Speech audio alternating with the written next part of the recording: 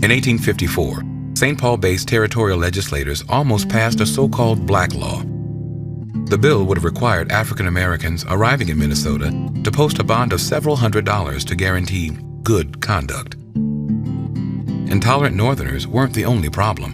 In the mid-1850s, Southern settlers tried but failed to establish plantations complete with slaves here in Minnesota. After several attempts, a referendum was finally passed granting the right to vote to Minnesota's African Americans. This was in 1868, 2 years before the nation would take this step with the 15th Amendment. This Minnesota milestone was celebrated with a grand event in St. Paul where Ralph Gray read Lincoln's Emancipation Proclamation. The police killing of George Floyd is the latest manifestation of the concept known as the Minnesota paradox. Despite having one of the highest life expectancies and per capita incomes overall, the Twin Cities metro area is home to some of the largest racial inequities in the country. According to data collected by the Star Tribune last year, Minnesota ranks among the worst when it comes to gaps in poverty and home ownership, unemployment, earnings, and education.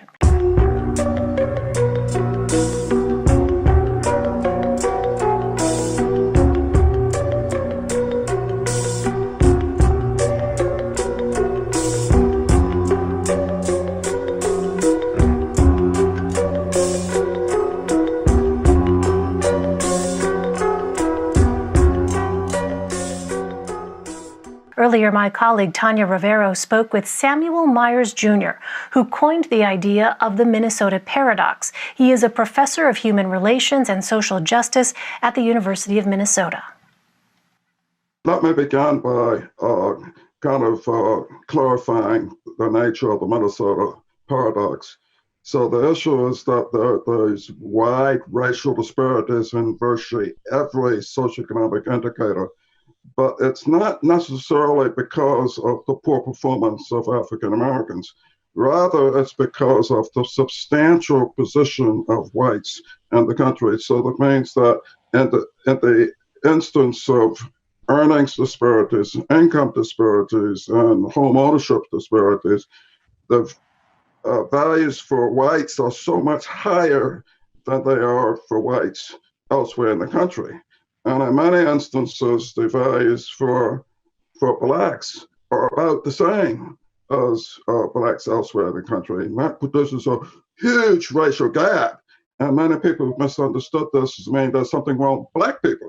There's nothing wrong with black people. Rather, white people have a substantial advantage in Minnesota. And so why is that? Why in the Twin Cities and Minnesota as a whole are there such substantial advantages for whites as opposed to blacks, even more so than in other regions of the country, it seems?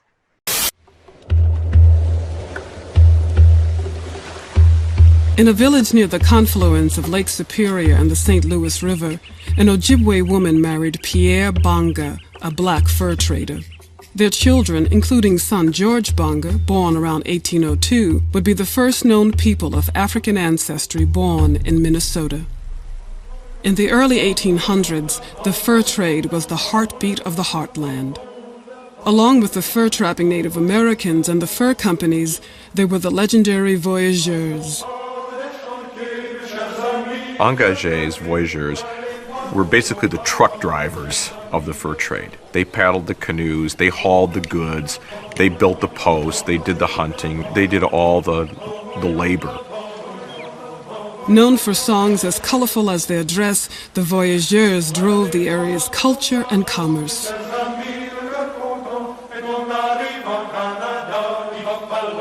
After attending school in Montreal, George Banga began work in the fur trade like his father, Pierre Banga, and his grandfather, Jean Banga, before him. He knew how to get around in the country, where the best routes were, where you could portage from one place to another, where a good place for a post would be. He was a huge man, I mean, big, by even contemporary standards, and a powerful man. There's one account that he portaged 700 pounds. They were human machines, and men who were strong, who put up with hardships day in and day out, were valued. And most of them wore out pretty fast. It was a lifestyle that used people up. But not Bonga, although his longevity in the business was due to more than just brute strength. He had to be somewhat of an intellect. One, he was very skilled in languages. He was educated in Montreal. So he did not come to the frontier without skills, without intellectual attributes. He was an entrepreneur as well. In 1838, George Bonga received his license to trade. As a trader clerk for the American Fur Company, Bonga eventually ran a post on Leech Lake, where he would have a home for the rest of his life. The experience of the French Indian Métis and the few early black settlers suggests that, in these early days of Minnesota, race was often irrelevant. This was the frontier, which meant the survival was key. And in a frontier, you don't have the luxury to discriminate. And so it was possible to find all kinds of roles that black people could fill and all kinds of identities that they could acquire for themselves. Native people identified anybody who didn't live in their way, whether they're Dakota or Ojibwa people, as white people. Bonga's part of that in his work as a trader. He and another man claimed to have been the first two white men in the country in the area they were trading with the Ojibwa, but not as a white man racially, but as a participant in European culture. So the notion of color and race is fluid. George Bonga knew Ojibwa. His mother was Ojibwa. He had an Ojibwa wife. George, like his brother Stephen, used this multicultural background to work as a diplomat translator. Both the Bonga brothers' signatures can be found on major treaties between the United States and sovereign tribes. And that's no easy place to be, because you had to be trusted by both sides. Bonga's Cultural Balancing Act did strain his relations with his mother's people. In 1837, the trading post of William Atkins was robbed. Atkins' son was killed in the raid. A member of the pillager Ojibwe was the prime suspect. George Bonga tracked the accused killer through the Minnesota winter for days. He finally captured the suspect and brought him to the authorities at Fort Snelling. After his return to his trading post on Leech Lake, Bonga mentioned the tension he encountered. The Indians say, if Chigawaskung is missing, they will set fire to my store and break my canoes for my part. I don't think they are really in earnest in these words. Despite this, Bonga's standing with the Ojibwe remained good. He eventually started a family at Leech Lake. George married into the Leech Lake band. He took a wife from the Anigam community here. He accepted them. They accepted him. We find in history there was a certain element of trust that seemed to exist between Native peoples and people of African descent. The black pioneer gained the respect of many of Minnesota's white founding fathers, and Elder Bonga used his legendary status to advocate for Native Americans who were being pushed further into the realm of the reservation. In the late 1860s, letters he wrote to government officials revealed his contempt for corrupt government Indian agents. Respected sir, I am really sorry to have to say that I have lost all hopes in Major Clark. It is a disgrace to the government to have such an agent. I have not hesitated to make known to you my opinion in the matter of great importance to the Indians and the people of the frontier. Hoping that the Great Spirit will so guide our ways that we may meet again and have another good campfire talk, I remain yours, George Bonga. I mean, he was a man of substance. He was one of the forefathers of the state, one of the pioneers. Bonga died at Leech Lake in 1874.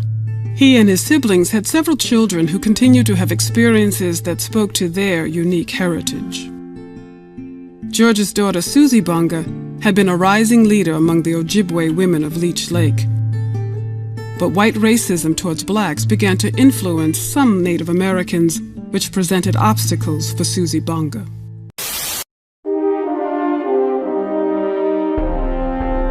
The black race has, for more than a century, been regarded as beings of an inferior order, and they have no rights which the white man is bound to respect.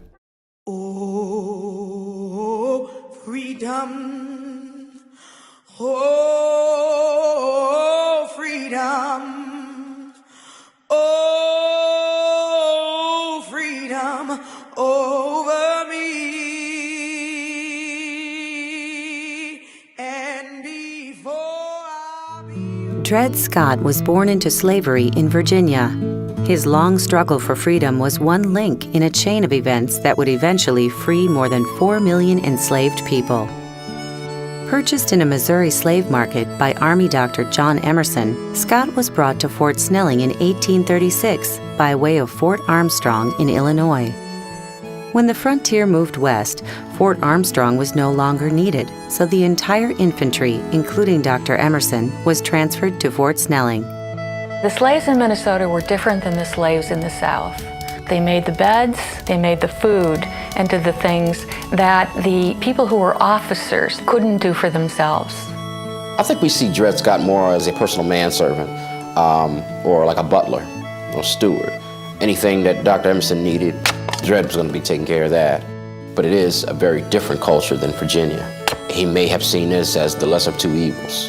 And when he came to Fort Snelling, there was already a young girl, slave, Harriet, owned, if she could be owned, in free territory by Major Lawrence Tolliver. Major Tolliver was leaving for the winter, and he wasn't going to take Harriet with him. And the way to leave her there was to leave her married to somebody who was going to be within the protection of the fort's walls. Scott and his wife Harriet remained at Fort Snelling until 1840. They first sued for their freedom 6 years later. They were one of at least 300 slaves who had sued for freedom in the St. Louis courts before. The majority of them won because they, like the Scotts, had lived in free territory.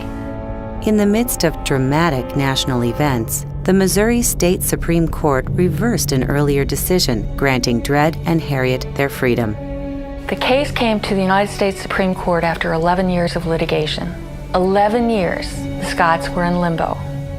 The Scotts based their United States Supreme Court case on their residence in lands that were part of the Old Northwest Territory and the 1820 Missouri Compromise, territory where slavery was prohibited.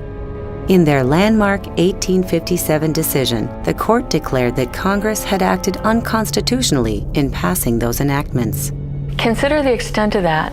The United States Supreme Court declared that the freedom provision under the Northwest Ordinance was unconstitutional. The Scotts would have no basis to claim their freedom under that. Further, on a technical matter, in order to get a case into federal court, you had to be a citizen of one of the states. The court, in a 7-2 decision, declared that the Scotts were not citizens of any state. Not only did Dred and Harriet lose, their slavery be maintained, the secondary dimension of this was that no persons of color, free persons of color as well, were deemed to have any rights that white men were deemed to respect. In 1863, a young John Hickman was among a community of African Americans escaping slavery on the Mississippi. The Civil War and Lincoln's Emancipation Proclamation offered freedom to those who could find it. Leading this pilgrimage was John's father, Robert Hickman, a rail-splitting slave preacher from Boone County, Missouri. Reverend Hickman was taught to read by his master for the purposes of, he felt this call to the ministry. Hickman's wife and children were slaves on another property. Oral history has it that he traveled without permission to see about his sick child. It's what any father would do. In doing that, he broke the laws of the state of Missouri in that he was on the road without a pass. And the law stated he had to be lashed. Now on the run, Hickman and other slaves made their way to Hannibal, Missouri. And it was in Hannibal that the raft was built. They put it out on the Mississippi in Hannibal. An improbable journey. It's a complete journey of faith. Adrift on the murky river, the raft was approached by a steamboat. For blacks, the Mississippi represented the extremes of America. Freedom when you could get upriver, the worst of slavery when you were sold downriver. There were as many ships promising people that slaves that they were going to take them north and then got them down in the hold and took them south. Fortunately, this ship was on a mission from Minnesota. Packets were steaming up and down the river to fill war-depleted labor ranks in the North Star State. The boat took the family-filled raft in tow. The shores of St. Paul and freedom was in sight. But as they neared the levee, white laborers worried about competition for jobs used angry and intimidating protests to keep the boat from landing. The dock workers showed the ugly face of intolerance, but many welcomed the newcomers, contrasting them to the white mob. Hickman and his followers finally disembarked further upriver, near Fort Snelling.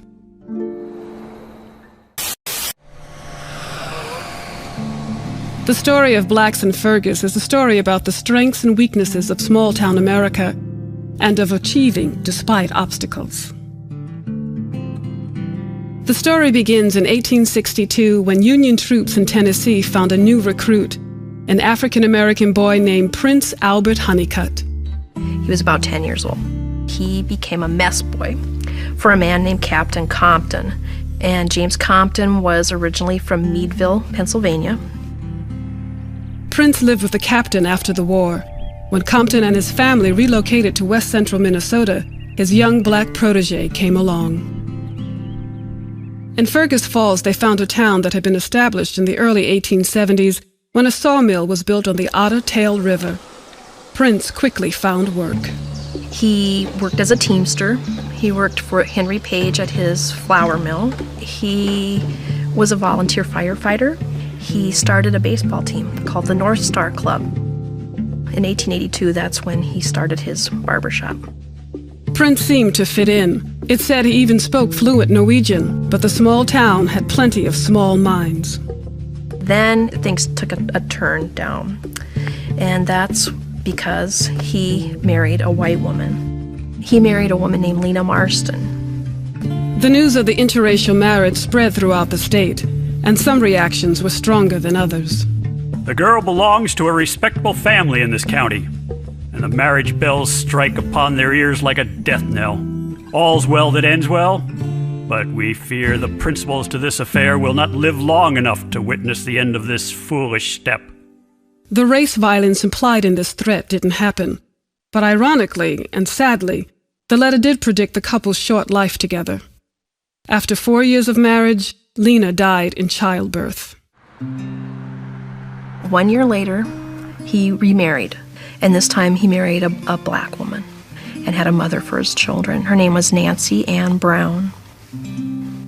Prince's daughters both graduated from high school in Fergus Falls and then went up to Moorhead to attend the normal school and became teachers.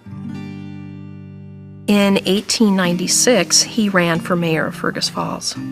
He did not win the election, but he ran a good campaign. He had a lot of respect. Prince's leadership would be needed when this small town faced big changes. We had 18 families, so approximately 85 people, that moved to Fergus Falls in one day. How did a trainload of black folks from Kentucky end up in Fergus Falls? In 1896, the Grand Army of the Republic had their annual encampment in St. Paul. Men from Fergus saw an opportunity. There were veterans in Fergus Falls, and they got a bright idea that they would take real estate brochures down to this event and see who they could draw up to Otter Tail County. Their sales pitch to veterans of the Army's colored troops worked, and African Americans from Kentucky packed up their lives and came north. Unfortunately for the newcomers, the homesteads they were anticipating were less than ideal. Just a few of the families were able to make a living on farms. Most were thrown into the local labor market. Ads were placed in the paper, if you have any jobs, contact Prince Honeycutt. Prince Albert Honeycutt went from being the only black in Fergus Falls to playing a part in the town's black population becoming the largest outside the Twin Cities. But like the racist reaction to his first marriage, he saw his hometown's dark side again with the resurgence of the Klan in the 20s. It's sad and ironic that he had lived long enough to see 2 crosses burned in Fergus Falls. That must have been really disheartening, and he didn't live long after that happened.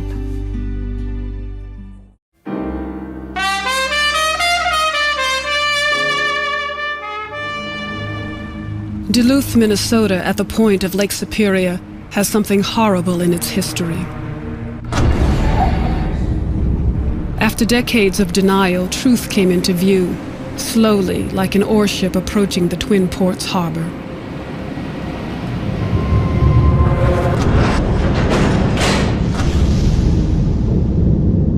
In 1920, in the midst of a mob of thousands, 3 black men were brutally lynched in downtown Duluth. In the early 20th century, Duluth's economy was being forged at the US Steel plant. In the face of demands from labor, the company leveled the ever-present threat of replacement workers. In this case, blacks from the cotton fields of the South were lured north with good wages. This gave rise to racial tensions in the port town. But in June of 1920, it wasn't steel workers, but circus workers who would be at the center of a racially charged storm. The John Robinson Circus was in town as part of a tour of the Northland. Jimmy Sullivan and Irene Tuscan had spent the evening at the circus. The couple encountered black workers who were loading circus cars. What happened next is not clear. We know now that there was no sexual assault.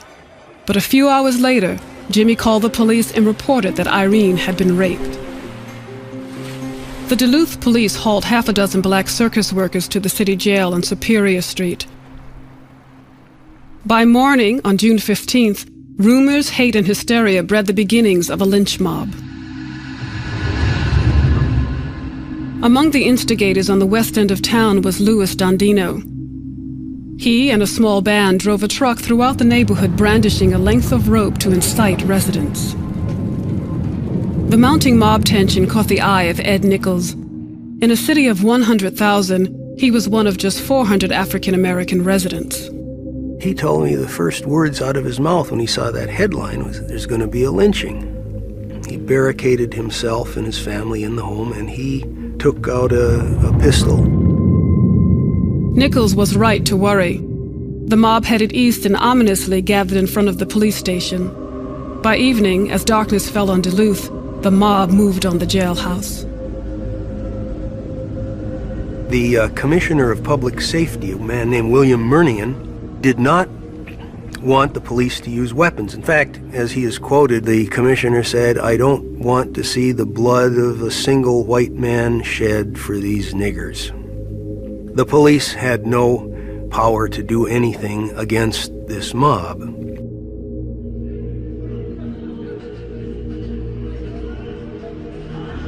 Some of the men cried.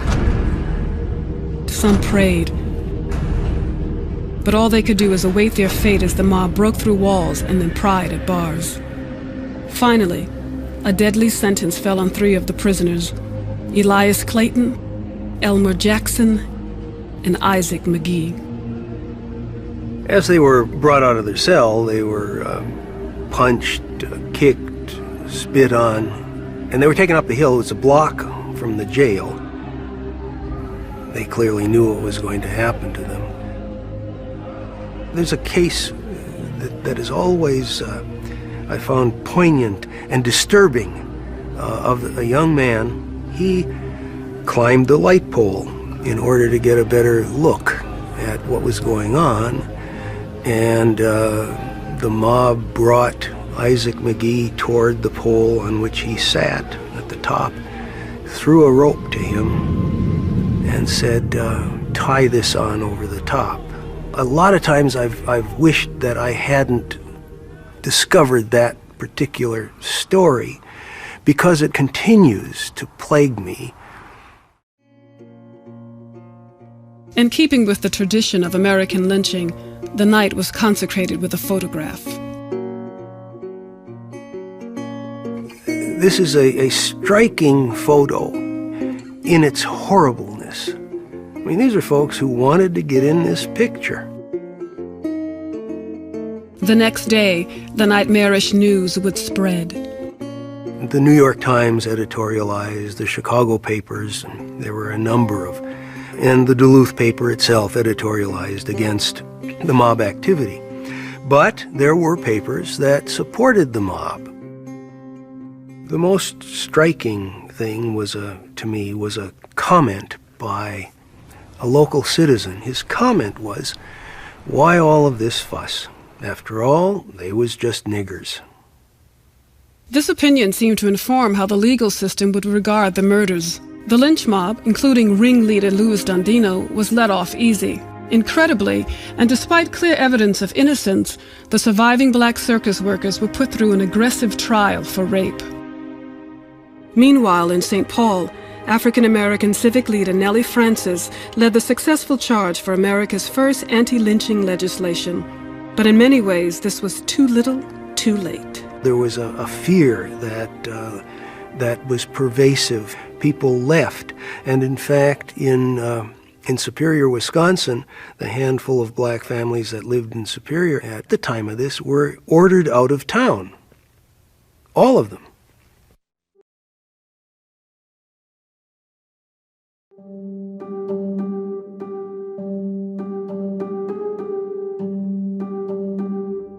This mob of over 100 people marched on an African-American's house in October of 1909 to try to stop this family from moving in.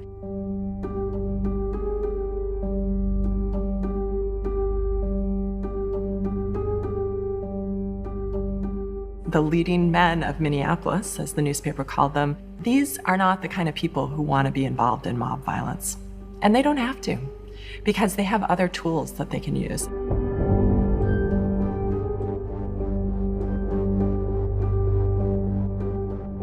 And there's this tool that they become aware of. It's called a racial covenant. And so just a few months after this confrontation, you see the first racial covenant appear in a Minneapolis property. And this is where you first see this racial language. Caucasians only, Aryans only, no Negroes or no members of African blood or descent. 100% of them were aimed at black people. In many ways, racial covenants, this is kind of ground zero of residential segregation. In the United States, and racism have a very, very long history, but this particular deployment of racism is fairly new, and this idea was really made material through instruments like racial covenants. The law of the streets, the law of the courts working in consort to discourage blacks from moving into white neighborhoods. It starts out as private property developers, but eventually you have the federal government encouraging these racial covenants, demanding actually that any investment they make is protected with this kind of racial exclusivity.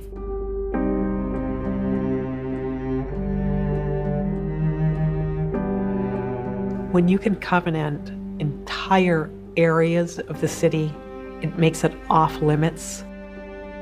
That's pretty powerful. The covenants were first put in 1910. But at that point, developers could start buying up large sections of farmland that had joined the city. When a developer buys what used to be a farm on the outskirts of town, they buy it, divide it into 6 city lots, and sell the individual lots off. At that point, when they start selling off the individual lots, that's really when the racial covenants kind of injected into the property record.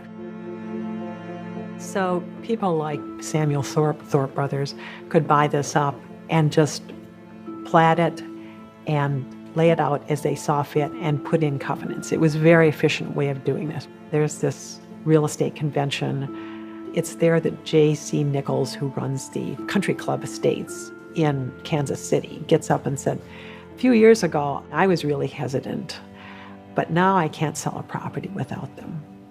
And Sam Thorpe was certainly there. He was a retiring president. He comes back and in August of 1912, buys up the land that will become Thorpe Brothers Nokomis Terrace. And that is the first fully covenanted edition that I know of. It talks about no colored people or other objectionable types. Mary Greer was a woman who inherited many of the Dorman Edition properties near West River Road. After 1910, she started putting in racial covenants. It will never be sold or transferred or leased or conveyed to anyone who's a Negro. And that goes for people who are living with Negroes or married to Negroes. She adopted that early on. Her first one shows up about 1911 or 12. And you see this all through the teens and 20s with her. And Edmund Walton did the same thing along West River Road. At one point, I think they said he had bought up 437 acres along the river. He had gone in 1910 from sort of surreptitiously putting these covenants in, not recording them. Less than a decade later, he was bragging about them in the newspaper.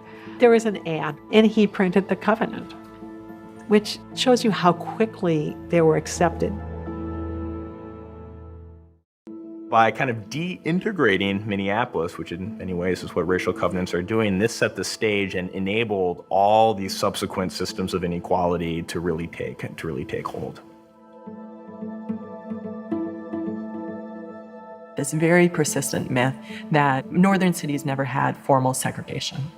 The South had Jim Crow, and look at those signs. Well, racial covenants did the work of Jim Crow in the North, all over the North.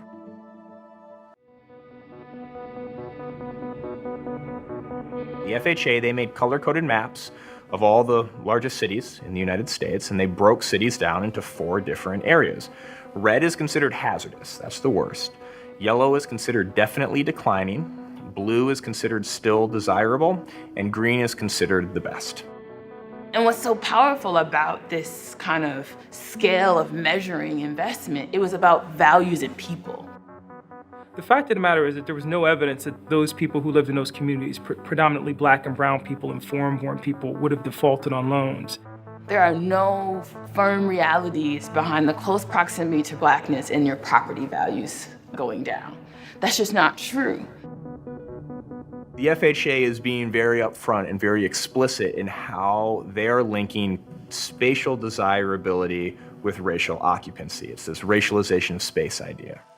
So areas that were predominantly African American or majority minority, or really in a lot of cases, even if there's a few non-white people there, that's often enough to be redlined. So when they built these maps, they also explained why each area got the ranking it did. The area around 4th Avenue South, which is called the Old South Side. This was a nice area, it had nice homes. It's the historic African American neighborhood on the south side of Minneapolis.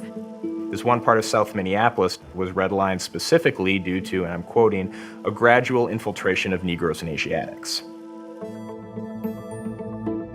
The FHA refused to give an area a green-lined designation. Again, this is the best designation that they'll offer unless, and I'm quoting again, restrictive covenants are already in place.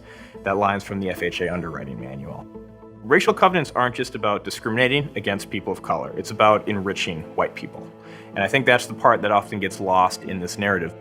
And I think it does speak to the ways that white supremacy have been embedded in really built structures and built environments.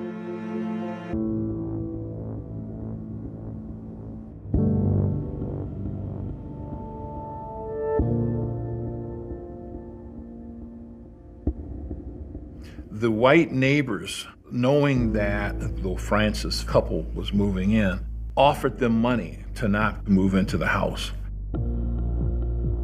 William Francis and his wife Nellie, who is one of my heroes, rejected that and moved in, and as a result faced all kinds of harassment.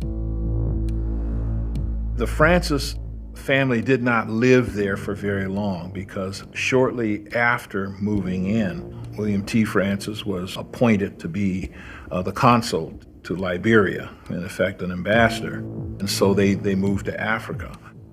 It's an example of how even the most prominent of African Americans in Minnesota at the time, who had established contacts with some of the most powerful people in American politics, Nellie herself had personal audiences with Andrew Carnegie and 3 US presidents, that despite their successes and their influence, could still be exposed to racial animus. So it shows the intensity of property values, the perception of property values and race.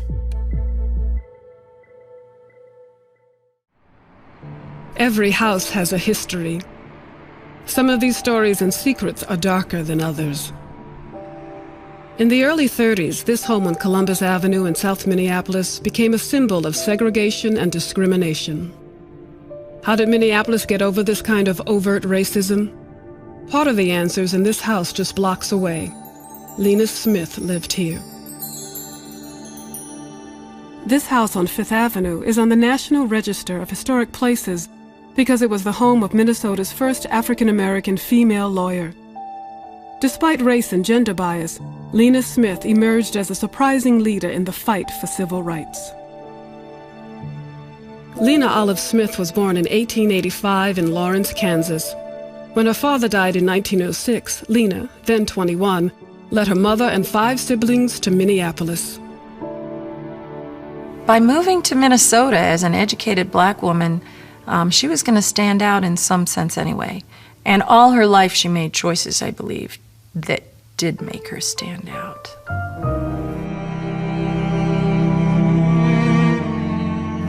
Leaders aren't necessarily born, they're made, and people have to find their path.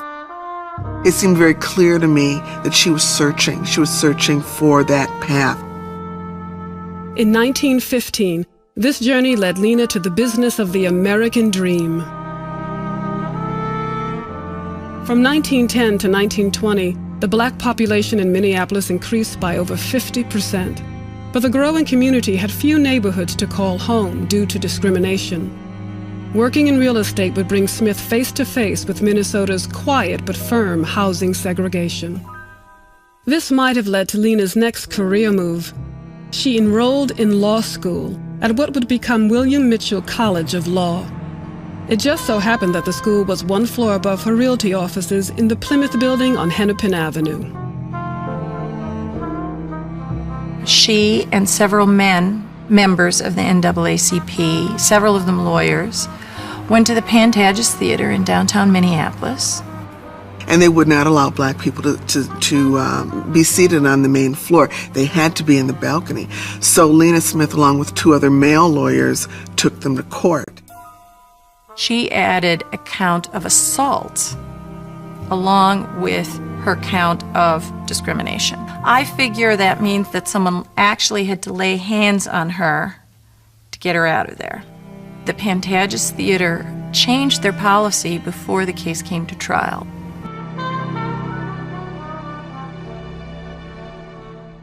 In 1921, I received my degree, and in that same year was admitted to practice. During my years of practice, I have kept closely in touch with the economic, civil, and social affairs pertaining to the needs of all groups, especially the underprivileged among the Negroes of Minneapolis. Lena Smith made history as the state's first African-American female attorney. Lena was also a leader. She had always been active in the Minneapolis NAACP. In 1930, she became president.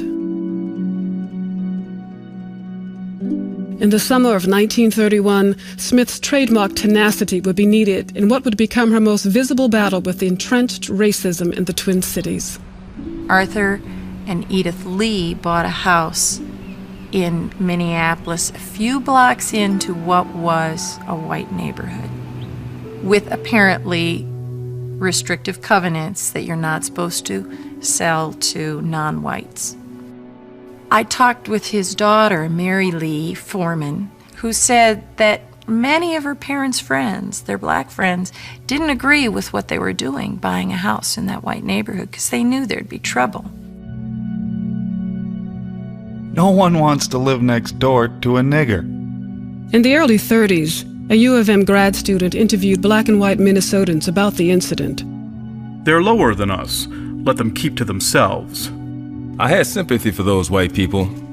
He shouldn't have gone there. That's the trouble with these northern Negroes. It's unfortunate that there's a color line, but it's nobody's fault but God's. A group from the neighborhood formed and began talks to try to get Lee to sell back his house. Arthur Lee made clear the irony of denying basic rights to a World War I veteran.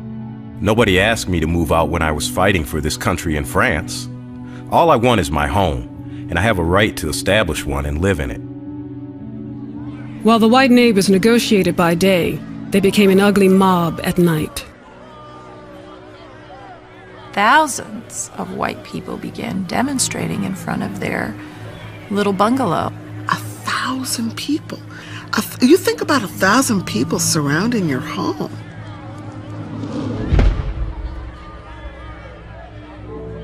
A white witness described the dangerous scene. I had wandered about in the rear of the crowd when one of the Negroes appeared.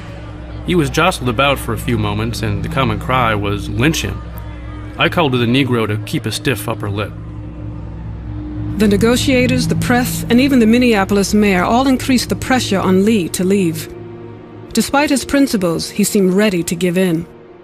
Backing down in such a high-profile case may have solidified segregation in Minneapolis for years to come. That's where we stepped in. The trouble with our people is they have always turned their face and run. It's time to change about. Smith, an acquaintance of the Lees, took over their case and declared her strong stand to the press. Mr. Lee intends to remain in his present residence. I am president of the Minneapolis branch of the National Association for the Advancement of Colored People. We feel the issue goes deeper than his individual case. Many African Americans opposed Smith's line-in-the-sand stance. There was fear for the safety of the Lees. There was fear that this painfully public case might make open-minded whites less so. But Lena Smith wasn't afraid. She's counseling something different. They are going to stay, that the police chief was going to have the police begin enforcing public order. Of course I want peace, but I don't want it at any price. She would go to Floyd Olson, the governor, and ask him to call out the National Guard if these demonstrations continued. That turned the tide. She took on that case and she won. From their New York headquarters, the NAACP applauded her impact on the future. From political participation to challenging police brutality, Lena Smith tirelessly continued to take on injustice in Minnesota. The 1935 land use planning map used to define which place would get mortgages versus others circled these areas, called them slums, places where the quote-unquote Negroes lived. These are places to avoid, right? So they're gonna give you substandard housing and they're gonna contain you. Access to affordable housing was a challenge. When you think about the reasons behind the creation of public housing, we had a lot of folks forced to the low-wage sector, right? And you're thinking about what jobs or opportunities that low-income folks of color even had access to at this time. You know, I would argue that with the creation of public housing in 1938, with the Sumner Field homes, became this really interesting iteration of the redesign of space. You have 400 units of public housing, which were segregated at the time, created. In 1953, the City Council of Minneapolis refused to scatter another 1,000 units of public housing outside of the Sumner Field homes area. And where did these pressures come from? You had both internal conservative politicians and outlying suburban communities coming in saying, not in my neighborhood. And the City Council crumbled under the pressure and then took what was 400 units of public housing to over 1,000 units in less than a decade. They have strategically manufactured urban poverty. One thing that happened is that we destroyed the Black community by building a highway between St. Paul and Minneapolis.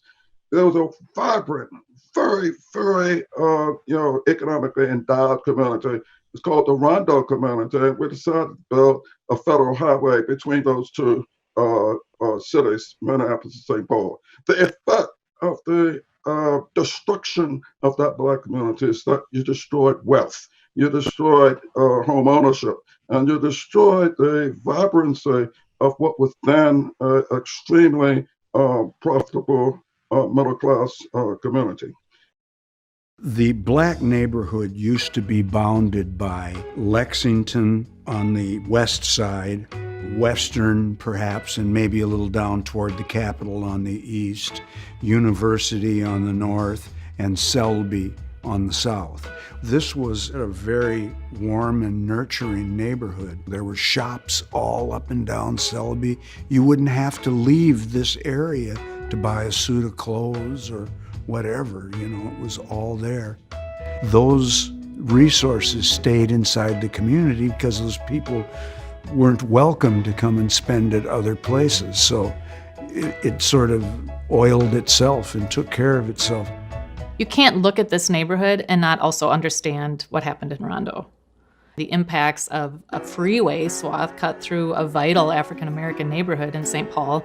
In the 50s and 60s, the notion was, well, I'm a white, college-educated man, and I know best, and we're going to put the highway where I think it should go, regardless of what you think. You live in old houses, I'm going to tear them down, and you can go find housing somewhere else. The African-American community was essentially powerless in the face of the federal government and the cooperation of the St. Paul city government. Of building the freeway right through the Rondo neighborhood. That was just terrible. I had just started driving when they put the freeway through, and that did cleave the neighborhood, and there were lots of different diverse reactions to it. Some people thought, my God, I can get rid of this house finally, to eminent domain. And then there were those who, I remember one gentleman who sat on the porch with a shotgun saying, no, this is mine, I don't want to sell it. I think the freeway coming through at the location that it did, rather than going north of the Capitol, made a huge difference, was very instrumental in destroying their neighborhood and changing the attitude of the Ramsey Hill neighborhood. Railroads that keep them well supplied and prosperous have always held more than ordinary interest for me.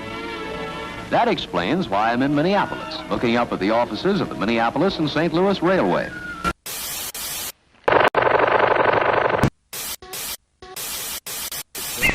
You caught it!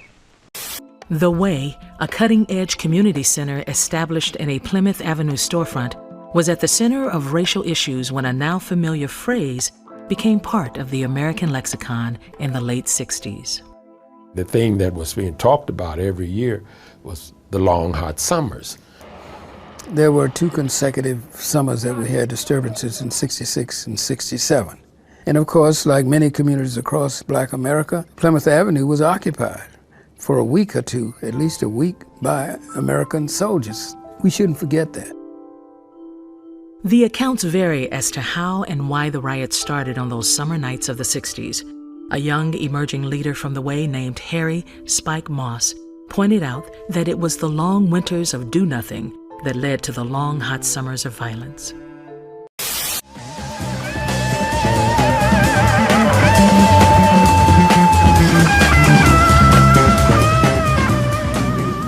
Mr. Davis, how do you size up what happened here last night? Well, first of all, I think we need to clear the air in terms of what actually happened, what precipitated the whole incident and the whole bit. This was not, as was stated, a result of the young people not getting paid by us, which were on NYC. It started because for about 3 weeks now, rumors have been flying around through the power structure, for one, that there was going to be a riot. First it was July 4th, then it was the Saturday after July, and then finally during the Aquatennial Parade. And the people were beginning to build up their forces. For instance, the police department had a riot control training program just Tuesday of this week, in which, in preparation for the parade, since the rumors had it that it was going to be downtown. Now, understanding the emotions of men, especially policemen, who are, on a police force for a number of reasons, and the slightest little thing that would happen would force them into doing something. And this is what happened last night. Two girls got into an argument or a fight. The police, one of the fellows was trying to separate them. The police saw this thing. They were ready, armed, and they started knocking, pushing, hitting people, and they began to retaliate.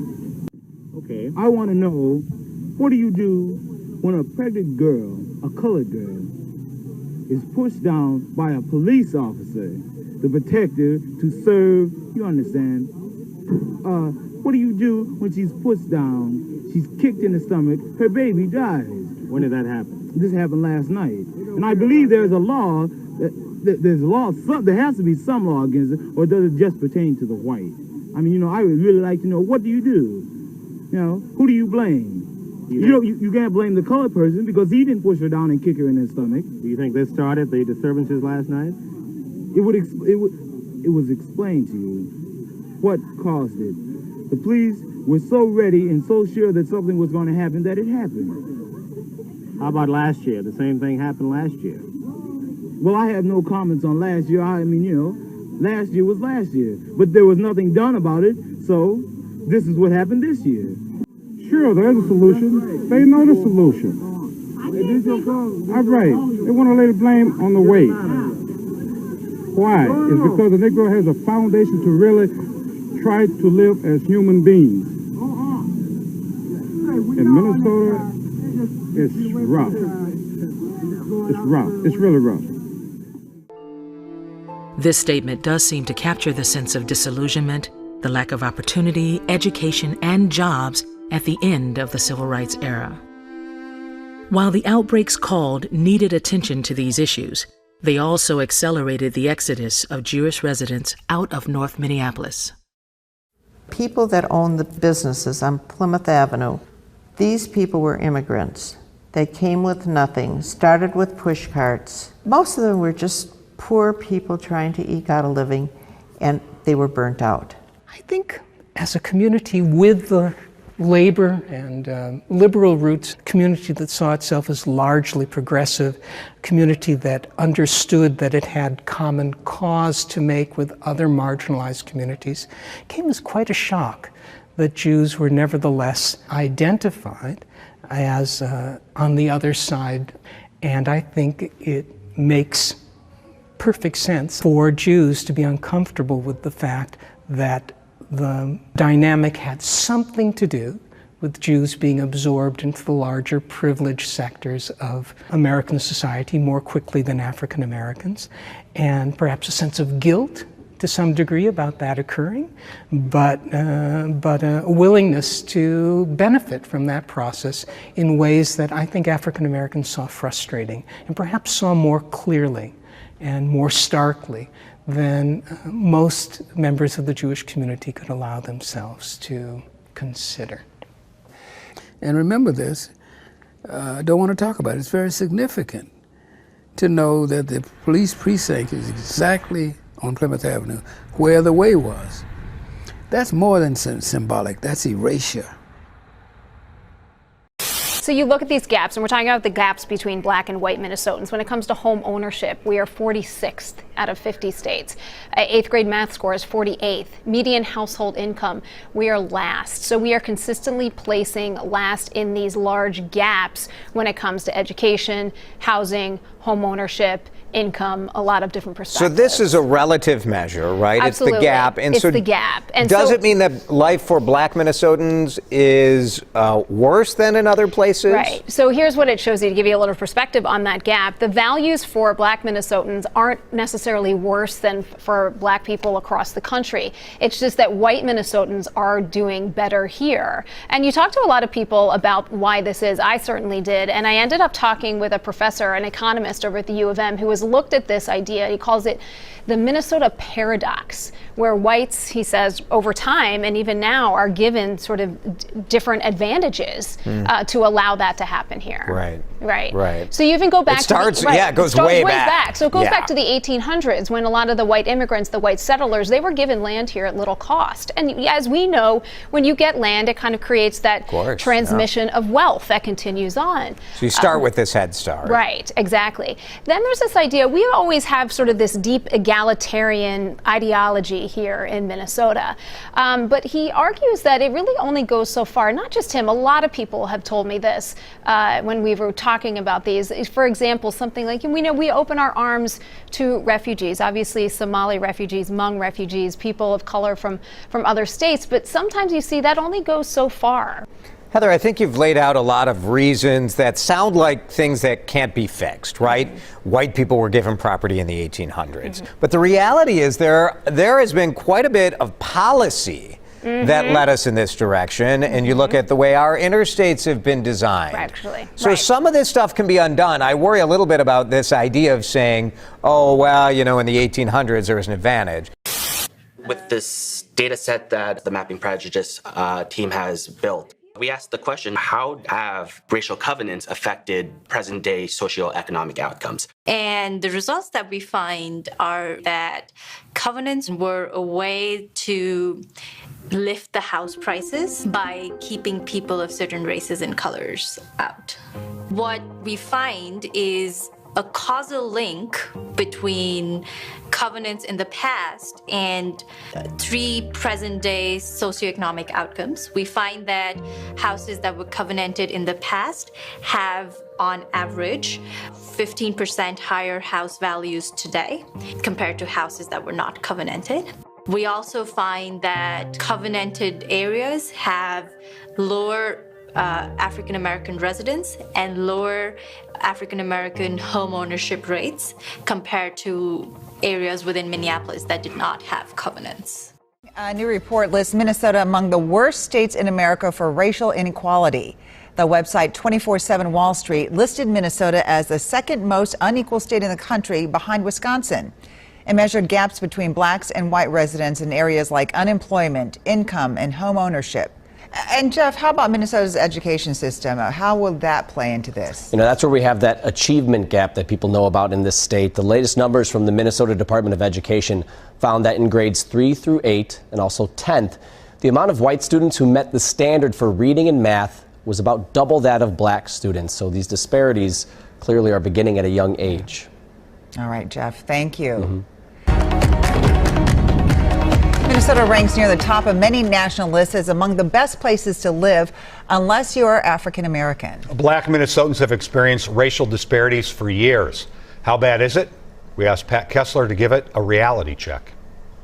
The land of 10,000 lakes ranks near the bottom in the United States for African American racial disparity.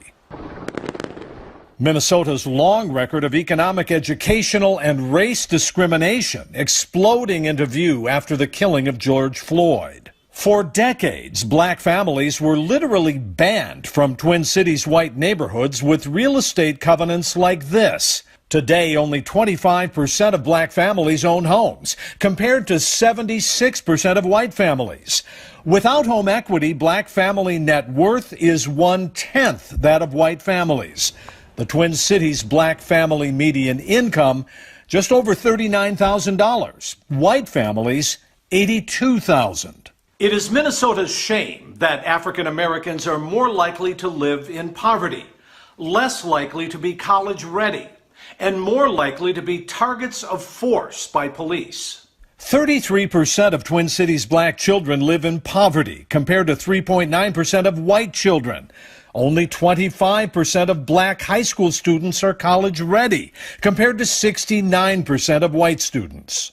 And 60% of the time Minneapolis police used force in the last 10 years, it was against black citizens. There were cities all over America that were safe havens for gangsters. Hot Springs, Arkansas, Cicero, Illinois, outside of Chicago. But more than any of those other safe cities was St. Paul. It was estimated that 50% of Minnesotans were involved in making bootleg liquor in those days. The other 50% were buying it from them.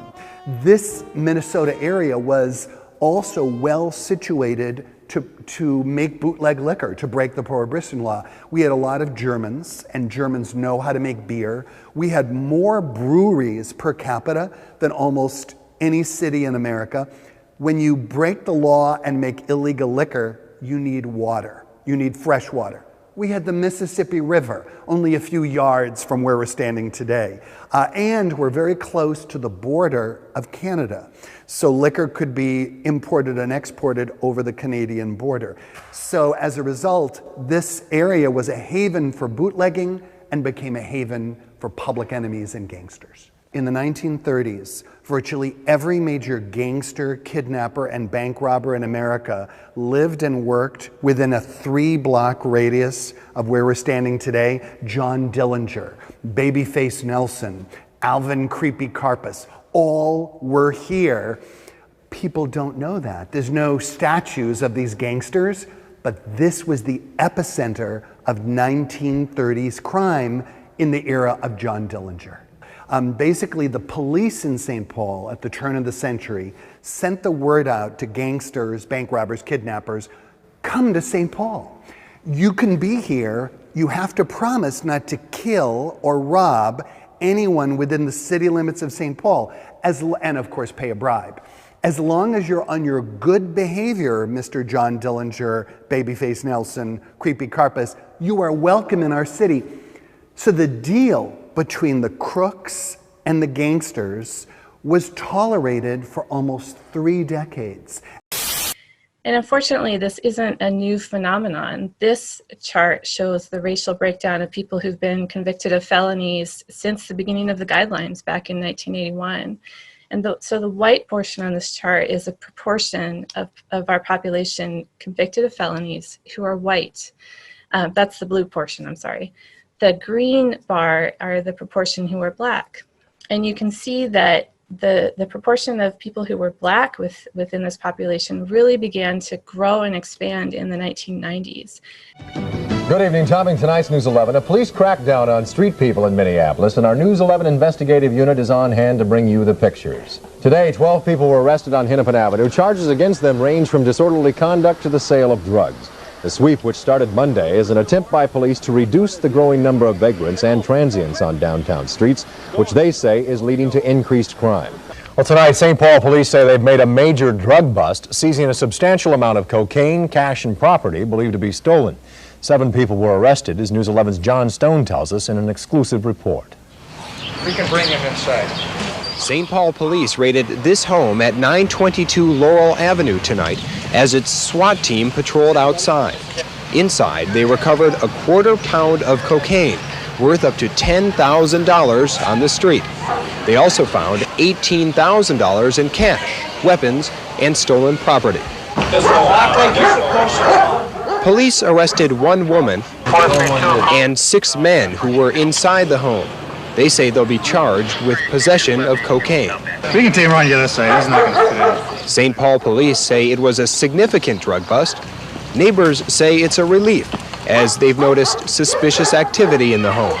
The leader of a drug trafficking ring that brought heroin to Minnesota and North Dakota Indian reservations will spend 25 years in prison. Operation West Side Mows began last December. Authorities got a tip that a man from Rochester, Minnesota, Ricky Osborne, was leading a group called Black Pea Stone Nation Gang, which distributed substances throughout greater Minnesota, Wisconsin, and Iowa. It was a domino effect of arrests after that. According to Communities United Against Police Brutality, 31 complaints from 30 people have come forward against Sergeant Greg Burstad. Today, Burstad is back on the job after serving a 5-day suspension, a suspension the group says was far too light. Communities United Against Police Brutality released this video obtained from Brooklyn Park Police showing the incident in question. The video shows the suspect putting his hands in the air. The group says Officer Burstad then punched the suspect in the head about 20 times. They believe Burstad should be charged with felony assault. There is nothing reasonable about battering and beating a man who has already submitted, has already held his hands up, he surrendered. There is no reasonable use of force in a situation like that whatsoever. We begin with ABC's Gio Benitez in Minnesota. Stay with me. This is Diamond Reynolds streaming live on Facebook from her cell phone just moments after her boyfriend, Philando Castile, was shot by police during a traffic stop over what she says was a broken taillight. She says Castile told the officer he was carrying a licensed gun. He's licensed to carry. Would this have happened if those passengers, the driver and the passenger, were white? I don't think it would have. So I'm forced to confront, and I think all of us in Minnesota are forced to confront, that this kind of racism exists, and that it's incumbent upon all of us to vow that we're going to do whatever we can to see that it doesn't happen, it doesn't continue to happen. The people are gathered outside the governor's residence earlier today. They said that they wanted justice, and I will vow that they will receive justice. Tonight, police in Minneapolis are bracing for protests after 2 officers were cleared in the fatal shooting of 24-year-old Jamar Clark. Critics said that Clark was handcuffed when he was shot last November, but today the DA made his case, and Jerika Duncan is in Minneapolis. When did the blood get washed off the sidewalk? Anger boiled over inside the Hennepin County Courthouse. If the city burns, it's on your hands. Police body cam footage shows the moment officers Justin Schmidt and Ryan Kelly confronted Thurman Blevins. Put your hands up! I didn't do nothing, bro. You got a gun, motherfucker! You can hear Blevins begging officers not to shoot. Put your hands up! Leave me alone! Just a few seconds later, they opened fire 14 times. 4 of those shots hit Blevins. He died on the scene. In order to bring charges against a police officer, the state must be able to prove beyond a reasonable doubt that the officer's use of deadly force was not authorized. Hennepin County Attorney Mike Friedman cleared Officer Schmidt and Kelly from wrongdoing Monday. He claims Blevins' disregard for police instructions and his allegedly pointing a gun at officers justified the shooting. The Department of Justice opened an investigation into Minneapolis police in April following Derek Chauvin's conviction for the murder of George Floyd. The investigation will look at use of force and determine whether the department engages in discriminatory policing. I can't take that, man. I can't. I'm gonna lay on the ground. I'm gonna lay on the ground. I'm gonna lay on the ground, bro. I'm gonna lay on the ground. Well, tonight, the CDC has pulled its federal COVID-19 testers out of Minnesota. These teams were sent here to visit communities and offer free testing in order to get a clearer picture of COVID's impact. But those testers say they were subjected to racism and intimidation.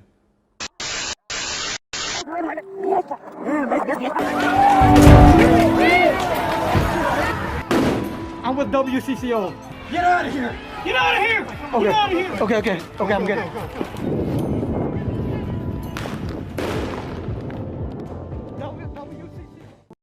On Monday, May 25th, Minneapolis police officers respond to a call about a customer using a counterfeit $20 bill. Officers arrive and pull the suspect, 46-year-old George Floyd, from his car, placing him in handcuffs. Minutes later, officers lay Floyd down beside the rear tire of a police car. An officer, later identified as Derek Chauvin, places his knee on Floyd's neck. Now I'm standing about a block away from where this protest is happening in front of the 3rd Precinct. The fall of the 3rd Police Precinct during last year's riots was a pivotal moment in Minneapolis. You've seen the video of the police headquarters being lost. As rioters torched the building, officers were forced to evacuate. For the first time tonight, you'll see video of those final moments as police left before vandals breached the building. In seemingly quiet moments of May 28, 2020, video shows officers gathered inside the Minneapolis Police 3rd Precinct. It's roll call. Here, gas masks and protective gear is on, soon becoming clear this night is different. Did you guys hear what's going on? The Commissioner of the Department of Public Safety is making us evacuate this building. We are going to go in one huge team. You are not going to make it out the door in twos. You're going to go out the door in singles. Maintain contact with the person in front of you. They'll probably be gassing out there. Use your full gas mask and all your riot gear on. The clock on the wall shows it's just before 10 at night. Once everyone is accounted for, they head for the door.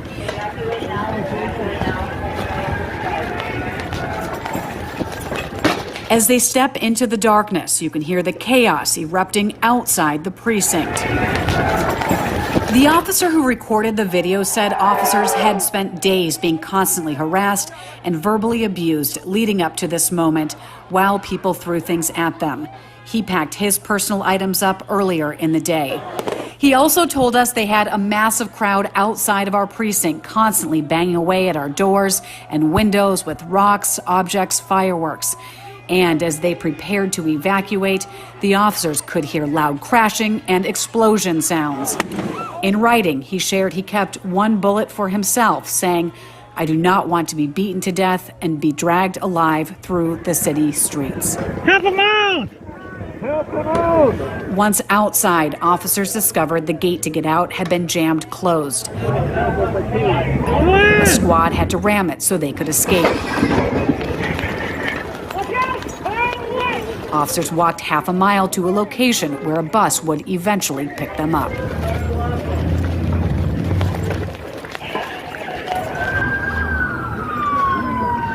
the doors!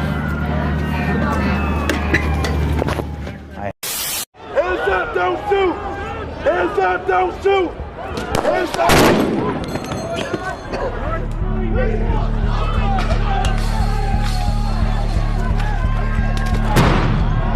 The 3rd Precinct of the Minneapolis Police Department, on fire.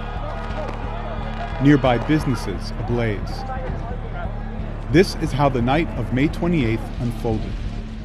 The situation remains unchanged outside of the 3rd Precinct. Just a group out there engaged in peaceful activity.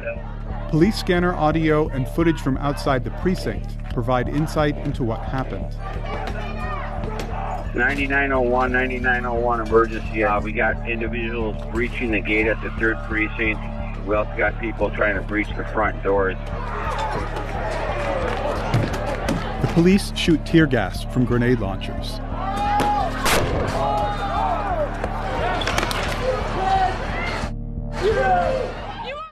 They're about to breach the back gate. They're taking heavy rocks. Heavy rocks. Please air the route that everyone should take.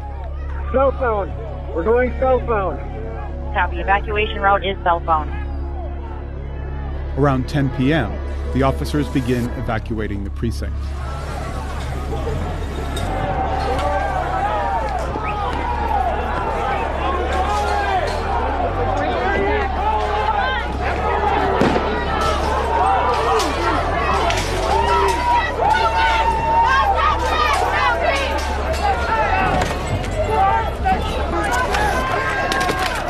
Everybody get garbage! Let's fill the pump station with garbage! Burn it!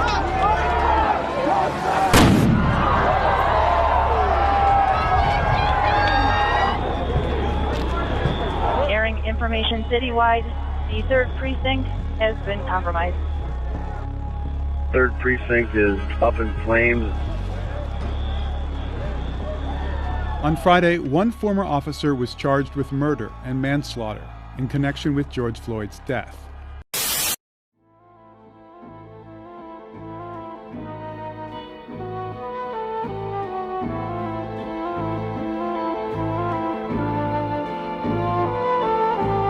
I'm the keeper of the flame. My torch of love lights his name. Ask no pity, bear my shame.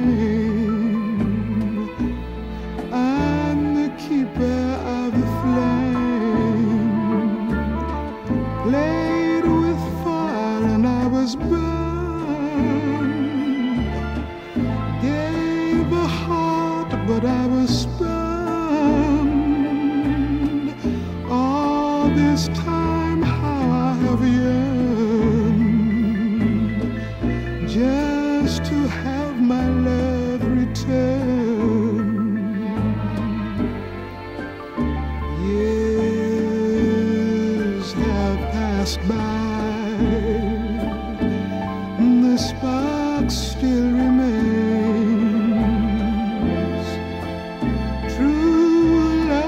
can't die. It smolders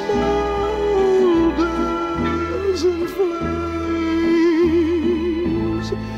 when the fire is burning out.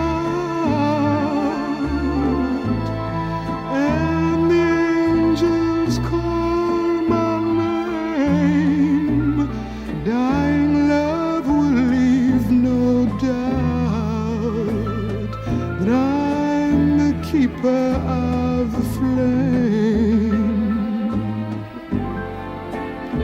years have passed by, the spark still remains. True love can't die, it smolders in flame.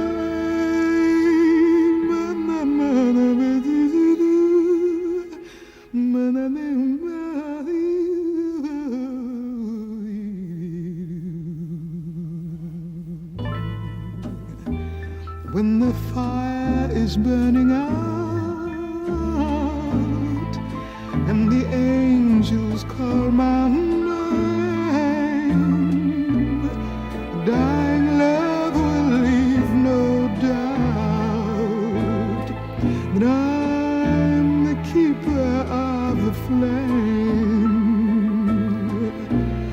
Dying love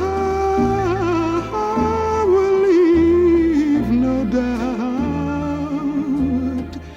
that I'm the keeper of the flame.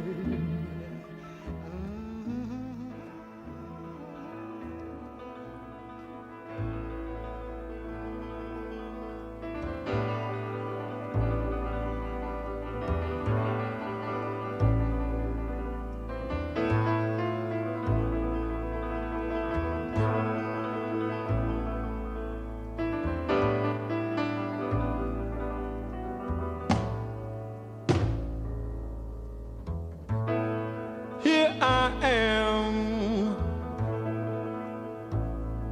after so many years, hounded by hatred and trapped by fear. I'm in a box, I've got no place to go. If I follow my mind, I know I slaughter my own. Help me, I'm the prisoner. Won't you hear my plea? I need somebody, yeah, to listen to me. I beg you, brothers and sisters, I'm counting on you, yeah.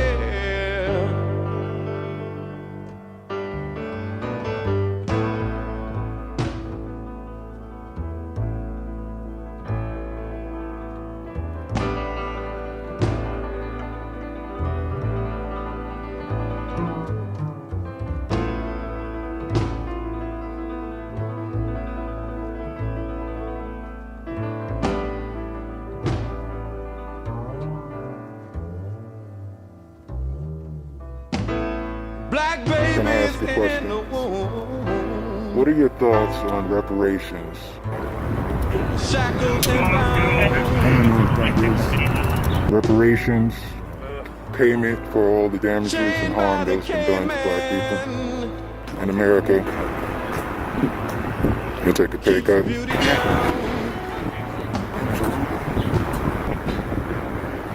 mean, I have one daughter, but she does softball. Well, I'm not asking I'm talking about the federal government paying reparations.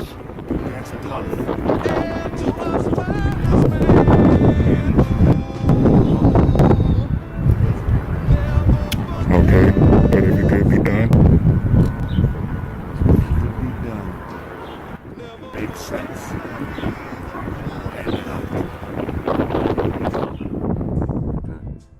Well, you know, Minnesota's really nice people. We have a term to describe it. It's called Minnesota nice. Nice people. And we had policies in the 1970s that people described as being like welfare magnets. So very progressive policies which help to deal with issues of low income and poverty. But we tended to concentrate those dollars in certain places, and we have one zip code in the entire metropolitan area is 55411, which is one of the poorest zip codes in America.